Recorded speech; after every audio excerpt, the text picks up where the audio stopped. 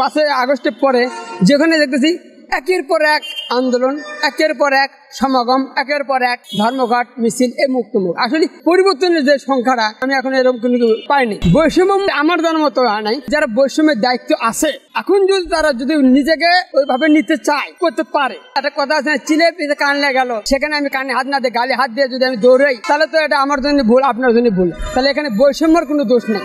অতীতকে ভুলে যায়, নতুন প্রজন্মে আসুক, এটা সবাই চায়। সেখানে ওই লেভেলে যাইতে গেলে ওই জিনিসটাকে জানতে হবে আপনাকে যে আগামী প্রজন্মের যেগুলো ভুল হয়েছে এগুলো ভুল যদি পরবর্তী হয় তাহলে কিন্তু ওই যে সেই কদি হয়ে গেল। যে আসুক, ছাত্ররা আসুক, অন্যান্য দল আসুক, কিংবা আরো ভালো কিছু আসুক, সেখানে পরিচালনার যে সঠিক দাতা যাকে 10 জনের নির্দেশনা দেবে সেটাকে বাস্তবায়ন করার জন্য এটা আমার দ্রুত নির্বাচন হোক, সরকার গঠিত আসুক, কিন্তু নির্বাচনের আগে ভাবতে হবে আমার দেশটাকে ঠিক আছে কি না। কারণ নির্বাচন সুষ্ঠু হোক, একটা দেশ পরিচালনা হোক, একটা দেশের নাগরিক সবাই বসবাস করুক, এটাই সবার কাম্য।